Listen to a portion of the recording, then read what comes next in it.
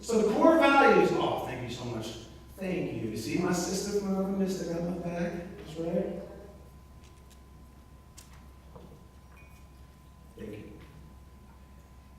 The day my organization really started to make a change for the better, as I told you about, when I fell on my knees, had the miracle that happened, started appreciating things differently versus complaining about what I didn't have. I was happy for what I did have. Started to realize I'm exactly where I'm supposed to be in this moment. And that's going to change my attitude.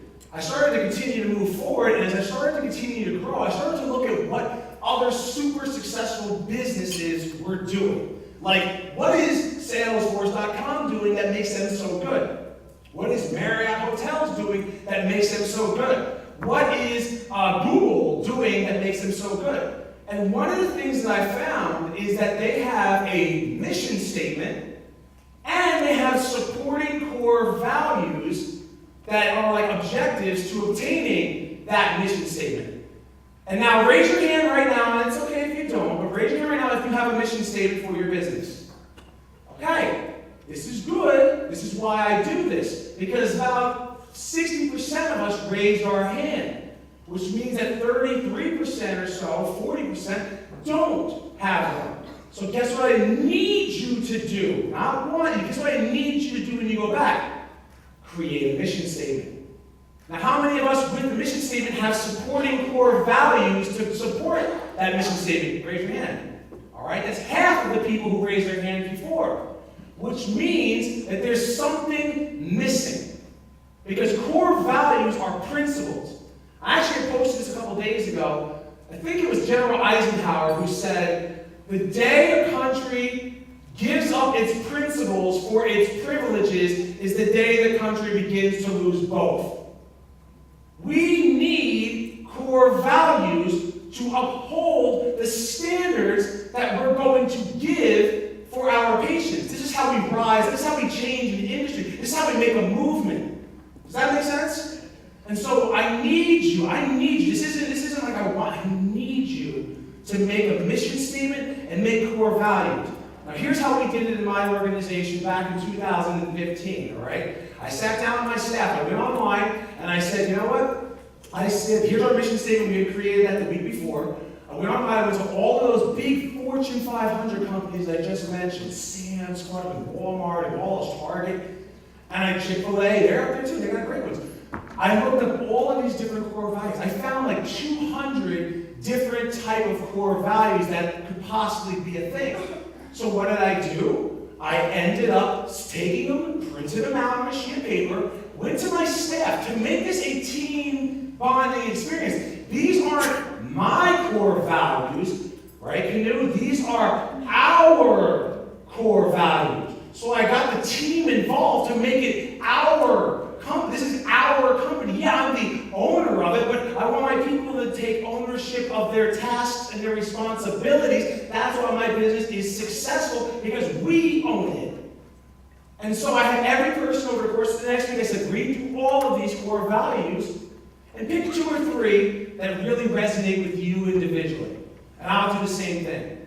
And then the following Monday, I came back into the office, and I had like 20 or so, and I just took the ones that overlapped, and I came up with these 10 that I'm going to share with you, which are our core values. And every single morning in our office at 10:30 a.m., because we have clients internationally and stuff, so we stagger our hours, we do morning stand-up. And what is morning stand-up? It's where we go around and we kind of talk about our tasks and our responsibilities and something that we're appreciative of. But before we do that every day, someone leads us and they recite the mission statement. Hurricane Marketing Enterprises. We exist to help service providers find those in need of care. Our ultimate goal is to help these service providers increase their census, revenue, and profits. I don't even have to think about it because I say it all the time. And we live it. That's right, you can move that. Ooh, that. Whoa. Yeah, that's right. We live it. That's exactly it. And then we choose a core value for the day. And we talk about how that core value was implemented in our organization in the last week or so, whoever that leader is. And they pick it, and it's awesome. So it constantly, you start off your day buying into this community goal that we are working towards, this ultimate goal of helping our service providers find more patients. And then all of a sudden the days just go amazing, right? Like bad stuff happens, but you can overcome it because you're in the right mindset. And we back each other up. So these are our core values, and these are some good ones for you. I'll share a little bit of stories with some of them. This one right over here, this is our first core value. Our first core value is integrity. You know the quote of the day, and I always talk about Proverbs, and somebody asked me what was the proverb of the day. The proverb of the day was, he who walks with integrity will be delivered. That was Proverbs 28:18 for those of you. Because the second part of it talks about the person who doesn't and what will happen to them. Seek respect, not attention. It lasts longer. You know, I feel like as a society, as a culture, we've kind of lost sense of that. You know, everything is selfie, me, look at me, me, look what I'm doing, look at how awesome I am, me. And then all of a sudden it's like, I just can't go on that anymore.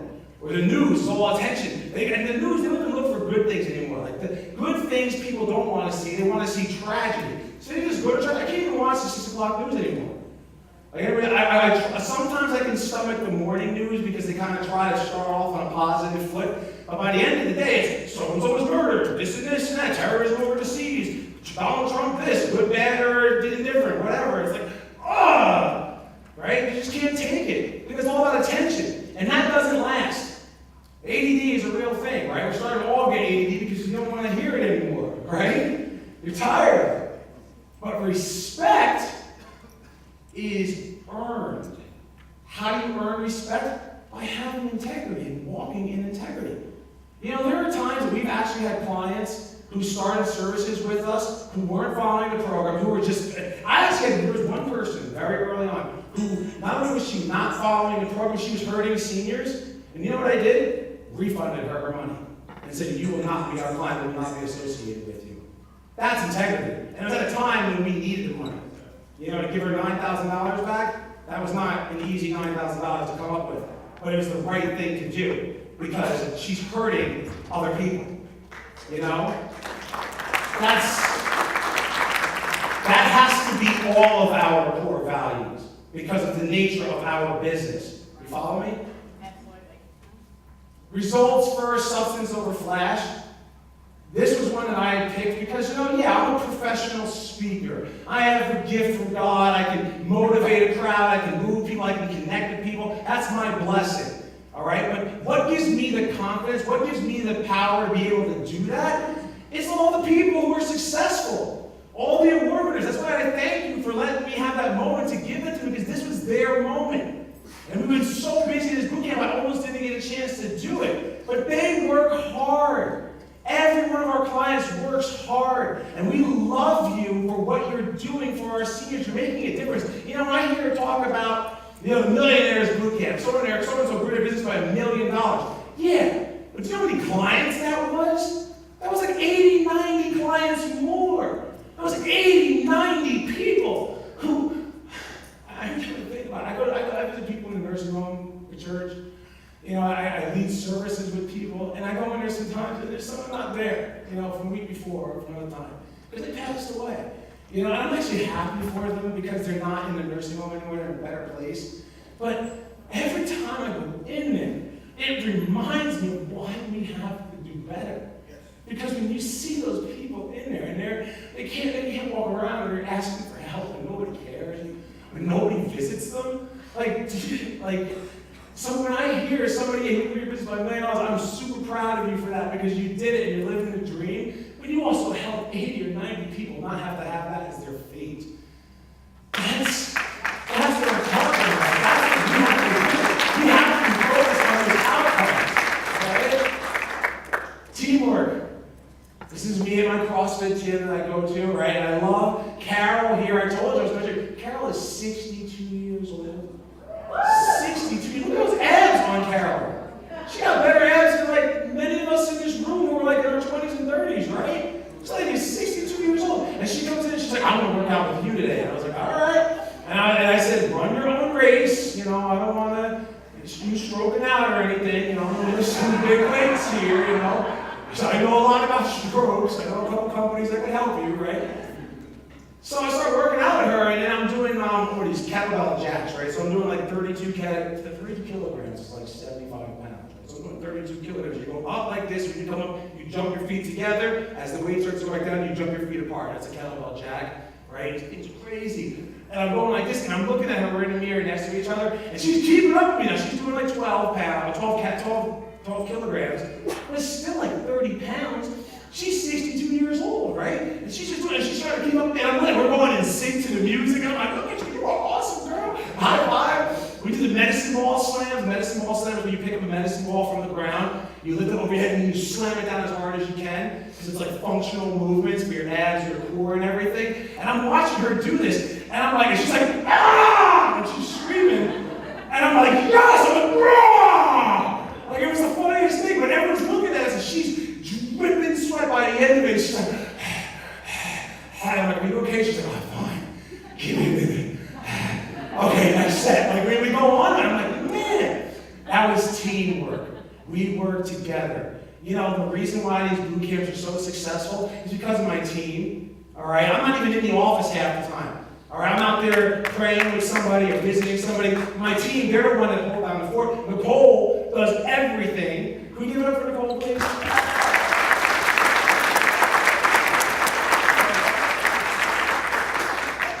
Everything. At the end of the day, she sends me a PDI email. Here's what happened today. And I love getting my PDI. I'll read it at like 10 o'clock at night. And like, great. I'll respond to whatever she needs a response to sometimes.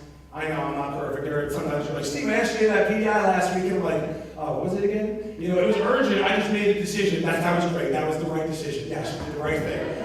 You know? How is your team working? Are we working together? This is one that every single person picked. Less is often more. This photo is a photo from an event that I spoke at with 2,000 people last summer. I was the master of ceremonies for that event. It's a cool photo, so I put it in there. But less is often more. This is one that I created. You know how often we overcomplicate things? Right? Like, you think about like the healthcare industry especially. It's ridiculous. Like, because one person in the middle of Illinois at a rehab center on the 4th of July barbecue choked on a hot dog, like, now you're not allowed to serve hot dogs anymore. Like, that was just fate. That was that person's time, you know? Like, it had nothing to do with the hot dog, really, so why does everybody else have to suffer? Less is more. Don't overcomplicate things. You can get things done much easier if we didn't worry about it. If it ain't broke, don't fix it, right? It's more than just a cliche, but people, I just no. That's good. Let it be. Let's set it and forget it, right? Remember that, was it the New Wave oven? What is it? It was the Ronco guy. The Ronco guy, yes, set it and forget it, right? For us who remember that, right? Less is often more. You put the policies and procedures in place for your business, and let it run itself. Less is more. Don't overcomplicate things. Keep it simple, right? In case we have to keep it simple, stupid, right? This one I love, excel at communication. Look at this quote. I saw this quote on social media the other day. By 17, the average human has heard the words, no, you can't, 150,000 times. But the words, yes, you can, only 5,000 times. Isn't that something? Isn't that something? We are always telling people what they can't do. That's not excelling at communication. That's not lifting each other up. That's putting people down. That's not right. We have to excel at communication. We have to rise up together. You know, I love the way Canoe spoke, and I didn't get to hear all of your presentation, Joseph, but I'm sure there's a lot of similarities and referencing back and forth about leadership and moving and advancement and stuff in the organization. My goal is to develop people. I love developing people. I don't like to hire people with a boatload of experience. I love when somebody comes in blank slate and I train them the hurricane way, how my expectations are and what I need them to do and all this other great stuff. And then, as they go on, I give them more responsibilities based on their performance evaluations and so on and so forth. But we communicate, and we excel, and together we all rise. Exactly.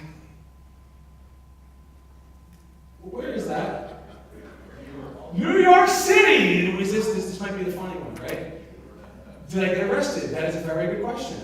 That is a very good question. There are cops there 24/7. I went out with my wife in the city for our anniversary, and I had a couple of drinks, and she was standing by the bull, and I was like, I'm going to get on that bull, right?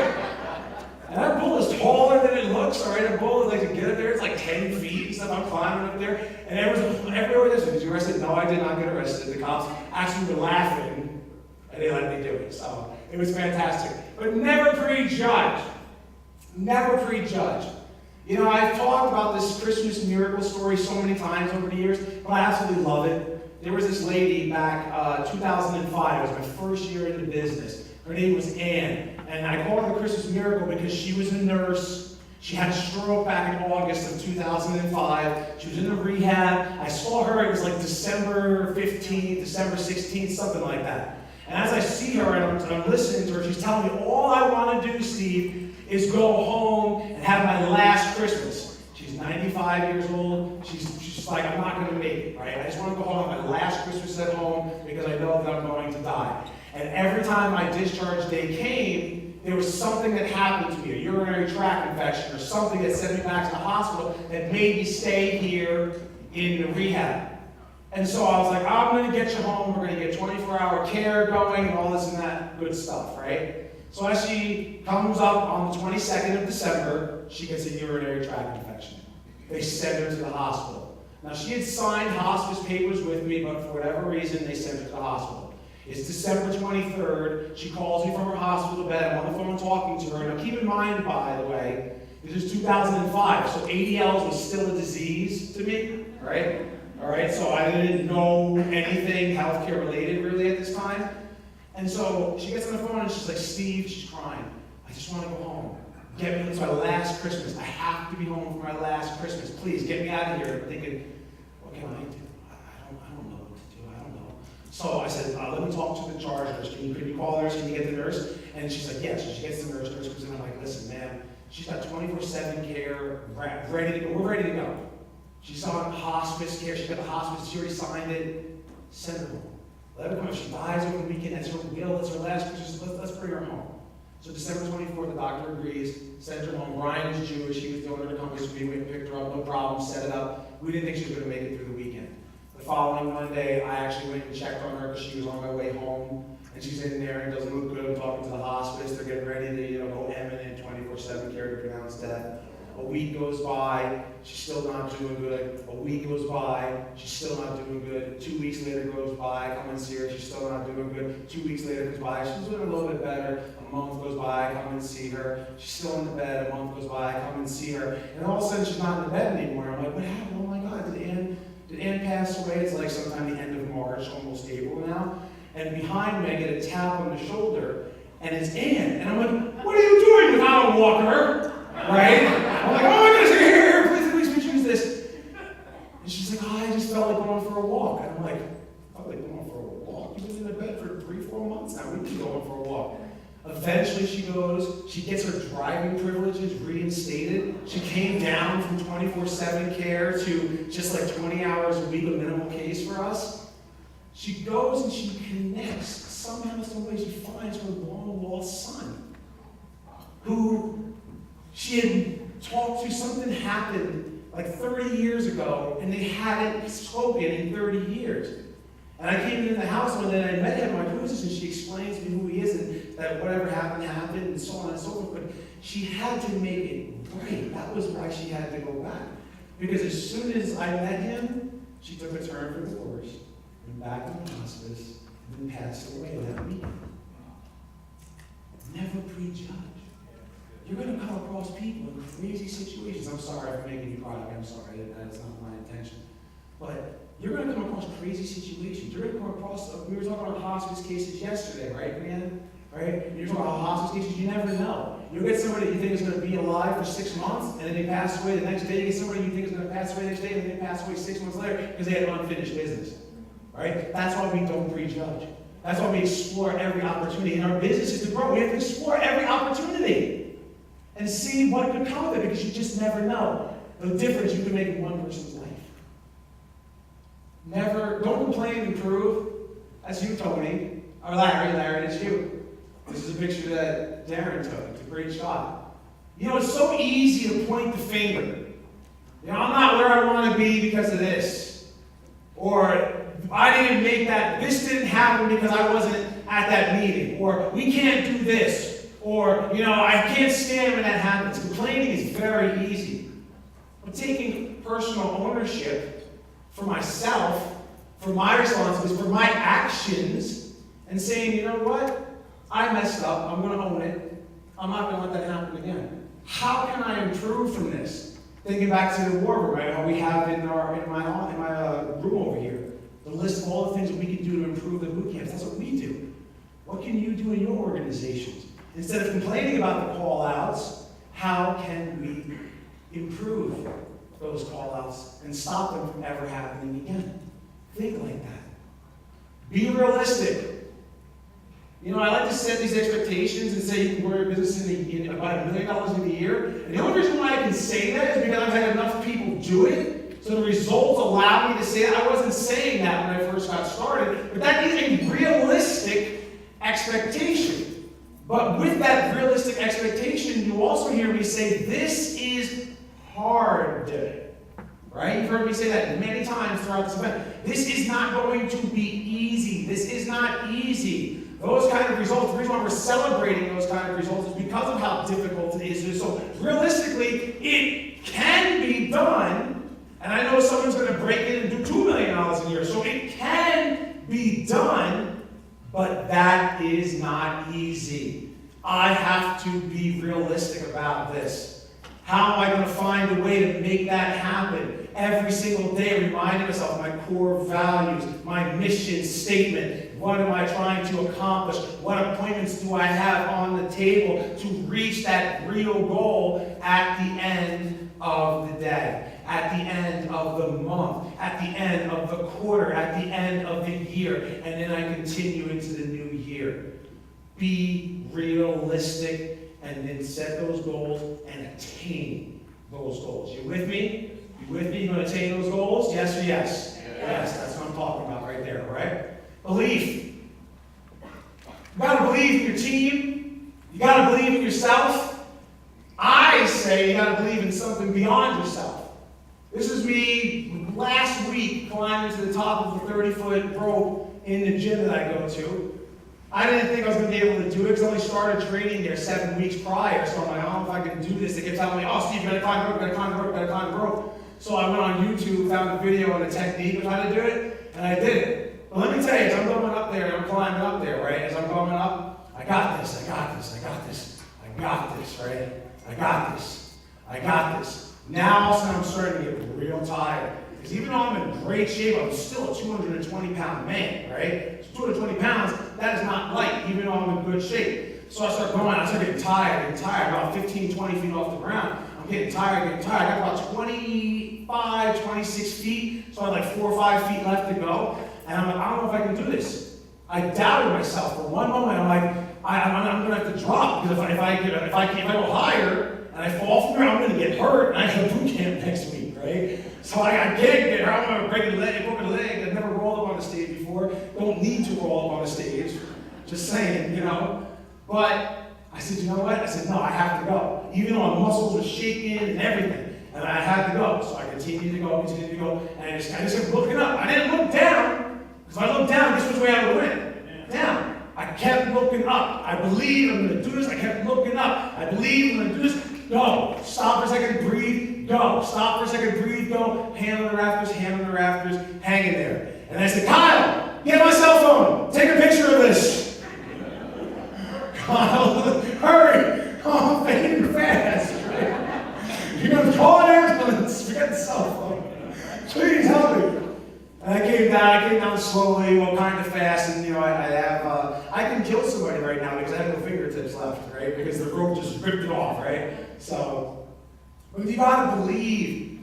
If you're gonna set this goal, you gotta believe you can do it, right? Like it doesn't just happen. You know, what good is setting a goal if you don't think you can do it? That's your belief inside. Every single day, I can do it, I can do it, I can do it. I appreciate what I have. Guess what? I have air in my lungs, right? I have a roof over my head because there are people that don't have that. I have food on my table.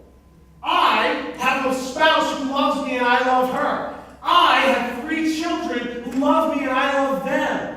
My mother and father are still alive. Even though my mother had a stroke, I have to pay for her to live. I'm completely supporting my mother. I can be bitching and complaining about that. Instead, she's alive.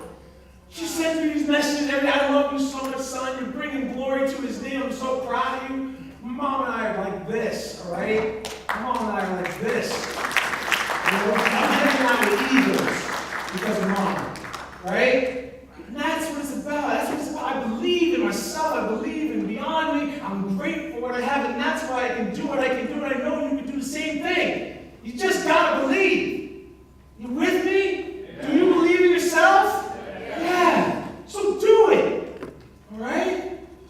And then the last one is personal growth. You know, when I was a kid, I was 12 years old, I said I was going to do this. That was my calling. I am living my dream every single day. But let me tell you, if you asked me 5, 7 years ago, would you get up and cry in front of an audience? Would you share all this stuff about yourself with an audience? I would have never done that. I've grown tremendously over the last 7 years of my life. I feel like I'm 100 years old, even though I'm only 37. I got a lot of life ahead of me. I got a lot of things I have to accomplish ahead of me. But I'm going to continue to grow, continue to develop, continue to strengthen, continue to hone my axe, sharpen those skills. I am a sheet of iron. You are sheets of iron. Continue to grow. That's why you're here. You have just been sharpened. So I'm going to ask you, what are you going to do with it? Now that you're sharpened, be successful, right? What are you going to do with it? Grow your business. What are you going to do with it, Renee? Lead others. What are you going to do with it, sister? Sorry for joking spot. You're going to be awesome, right? You're going to do it, right, Larry? When you go back, what are you going to do? Educate. I love it. I love it. That's personal. I would never even expect that. That's fantastic. This is how we grow. This is how we make change. Because in our industry, I promise you, one day, and this is why we do this, one day we're going to need help. We are going to be the person in the bed. And if we don't change now, it's going to suck for us then. But if we change now, if we make it happen now, if we make the difference now, we all collectively, as Nicole said yesterday, unified front together say, we're going to do this right and get rid of all the things that are wrong and the scam and the corruption in this industry, we can make a difference. Are you with me? Yeah. Are you going to make a difference? Yeah. And real quick, I want to share with you why I do this. Because it's more than just us. It's more than this. I'm going to be selfish here. It's for them. This is my family. I miss them so much right now. I was actually texting my wife. I was texting my wife. This just happened before. I was texting my wife. And she said, And she said something else. And I was like, all right, yeah, you're missing Daddy, right? And I started texting back. And all of a sudden he goes, it's Steven. And I was like, I called the house phone, honey, get the phone away from Steven. Right? You better check that text message. It's not for him. This just happened, right? I'm like, come on, babe. You know, this is the executive advisor. This is my wife. This is us down in Florida. This is in the Bahamas. That mastermind meeting we did last year. Look at Sydney for her kindergarten graduation. I got her hair dyed. She's Rainbow Dash from My Little Pony, right? So I got her the rainbow. And I was so proud. My daughter and my son, right? September of last year, both of them, the first month of the year, come home at the end of the year, and they both were Student of the Month. That's right. That's right. Steven, second grade, and Sydney, kindergarten. Look at that. And then my little beautiful Sienna, looking just like her daddy. Right? This is my little baby right over here. She's the sassy one in the family. This is the evil one over here, my son. Right? She's like, I'm so cute. She'll stab you in the back, right? There's over here, my son was, he had to do they did a wax museum. museum where he had to be like a public figure, and he had to be Frank Sinatra. And so baby blue eyes, that's what we did over there. It's just the first day of school and good times and great adventure and stuff. Whenever we went to the World War II Memorial, we had to sit with Jersey, because it's a Jersey thing, That's what I'm saying. This is my family. This is why I do what I do. And I share this with you because every one of us, we all have pictures like this. Right? This is why you do what you do. This is why you do. This is why every one of us does what we do. To provide for them. To provide for us, to set for the future. So if we all have the same fuel, the same wine, then we all are united. I don't care what color someone's skin is. I don't care if someone's a man or a woman. I don't care if someone's a Martian, because that's coming. I know there's people on Mars, too. And you're going to provide them care. You'll be the first home care on Mars. I'm calling it right now, right? 2029-ish. 24, 25. Oh, you hear that? That's thinking big, right? I said 2029 equals 2024. All you people in Tennessee, you better get ready. All right, you better start studying that zero gravity training right now. It's coming. It's coming. You'll be flying. I think it's like 2 years to get there, so who's volunteering for that? Anybody volunteering to go to Mars? Look, you gotta volunteer! She's gonna open up the Mars location for you. We're in this together. And in closing, I just want to leave you with this quote here. Ever seen this movie, Rocky Balboa? It's really a good movie. I love the whole series. I can't help it.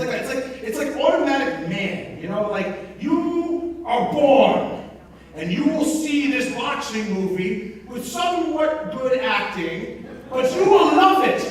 And as you're flipping through with insomnia, and you get the TNT, no matter what point in any one of the 9 movies, including Creed, that's out, you must watch the rest of the movie.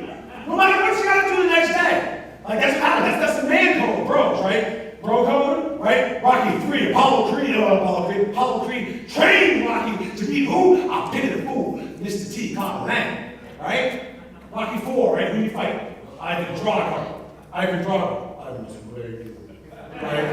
Remember, he punched him, you will lose, right? He had like 5 lines in that whole movie, but it's the best one. Right? At the end, he's like, if the 2 of us, if I can change, and you can change, then we all can change. Right? He stopped the Cold War. Right? I love it though. I'm like, that's right, Rocky. You get him, Rock. Right? And this buddy's like, if I could be anybody else, I'd trade places with you. And then all of a sudden he sees Ivan Drago. He's like, remember what I said before? Yeah, forget that. Paulie. Whatever. Anyway, so in the Rocky Balboa, right, Rocky's mature, he's older, and his son is talking to him. His son is talking about how he hates being his son because his dad's shadow is just too big to follow in his footsteps. And then he tells him this one scene, I'll never forget, I love the words to it. He's like, I used to hold you right here. I used to hold you up and look at your mother and say, this kid's going to be somebody. This kid's going to be better than anybody I ever knew. And you started out, and you did. But somewhere along the line, you lost your way. You started letting people stick a finger in your face and tell you you're not good enough. Let me tell you something you already know. The world ain't all sunshine and rainbows. It's a very mean and nasty place, and I don't care how tough you are, the world will beat you to your knees and keep you there permanently if you let it. You, me, no one is going to hit you as hard as life. But it's not about how hard you can hit. It's about how hard you can get hit and keep moving forward. How much you can take and keep moving forward. That's how winning is done. Now, if you know what you work, you know how to get what you work. But you got to be willing to take the hits and not point the finger saying you ain't where you want to be because of him or her or anybody. Cowards do that, and that ain't you. You're better than that. And so I'm going to say to each and every one of you, whatever you want to accomplish, whatever you want to do, if I never see you again, that's fine. But remember, you control your life, you control your destiny, and the future is yours.